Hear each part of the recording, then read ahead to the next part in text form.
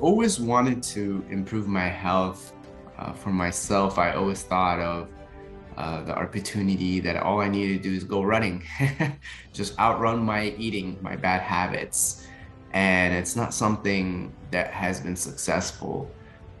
I enjoy what I do for a living and I enjoy my family, but I never really put a finger on what I needed to do. So I just wanted to eat the way I wanted to eat, but then also be able to take care of my figure, which wasn't really getting resolved because I was always constantly doing the same thing and getting the same results as expected.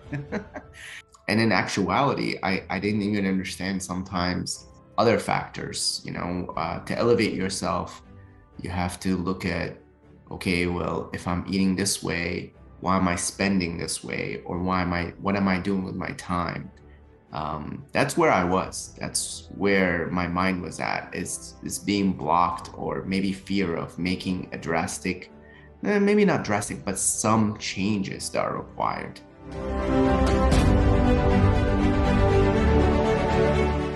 I've tried intermittent fasting. I've tried essentially working out through running, like racetracks and things of that nature. I've tried multiple different types of food diets, or recommended diets that are online. I always viewed it for analytical purposes, where I would gain more of, here are the items to do fast and quick to lose weight, but then I would hit a plateau and I wouldn't have a platform or a formula for what to do from here on after that. So there was no structure around what I needed to do. There was, when I reached out to Mike, I wanted to get educated on the structure.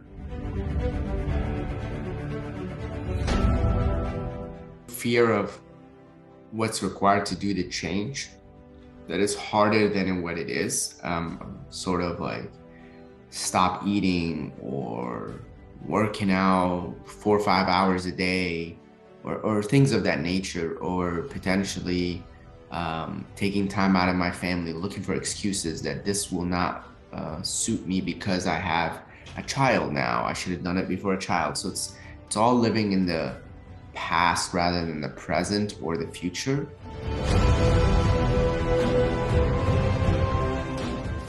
For me, what triggered me, I would say, trying to go through my journey for better health. Second is family. Third is a promise that I made to my family that I haven't fulfilled so far, and I'm going to fulfill it now that I'm knowing there are people who are driving to change for others, who are looking for opportunities to improve others' health. When I was reading at the time, I was like, maybe he lived through it. Maybe he has some sense of the troubles I have, or the challenges that I need to overcome to get better. And I believe that no matter what triggered me to reach out is that it's a journey. So I needed to continue onto my journey, because my father, passed away when he was 57. So my father took care of his health in the last 5 years of his life. And I just didn't want to be that. I didn't want to wait till I'm 53 when my father started to take care of himself. I wanted to say, I still exist at 36 to, turning 37 this year. So it's like, I need to help myself. I need to elevate my game. Can I take it from where I am now to small steps for changes? It's eye-opening, when you say to yourself, I'm open. I'm going to start being open. It's okay to be vulnerable. So that's where it is for me. I was okay to be vulnerable, to talk to someone else about it.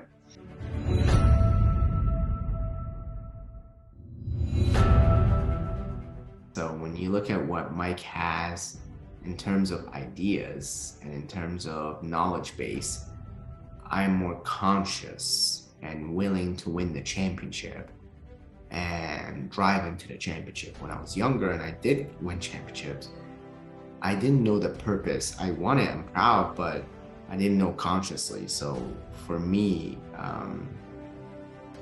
you're looking for the medal, but here you're looking for purpose. Purpose wins every time because purpose is part of the DNA. And that's what I was looking for myself.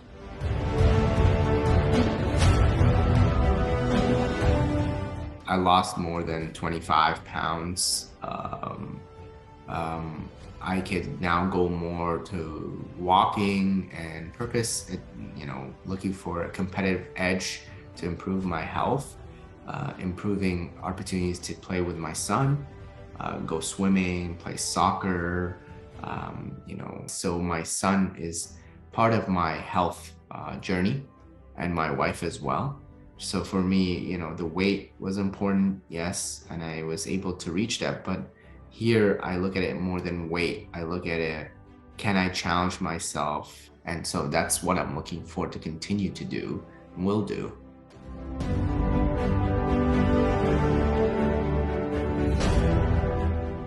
It's not just one day, it's continuous.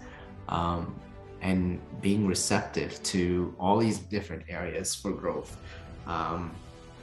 So my next step change is to look at platforming what he gave me as my baseline and apply it to all the variables that I prioritize in my life. From here, my mind is open to learning, and I'll take that forever with me.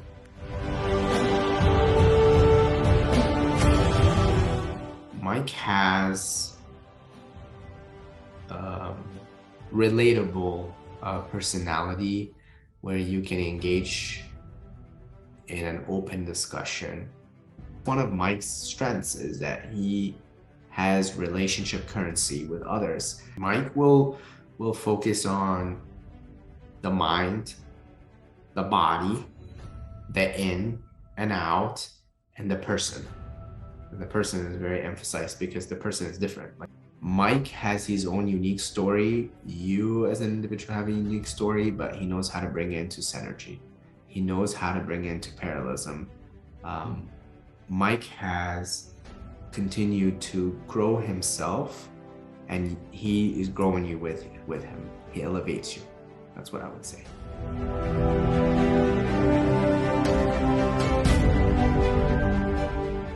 Our health is our wealth, and that's where I see a year from now I've had gained wealth. And wealth to some is different, but to me it's your health. If you don't have your health, you can't drive, you can't push, you can't get anything else in the aspect of your life. Allow yourself to continue to grow and be hungry for the right things.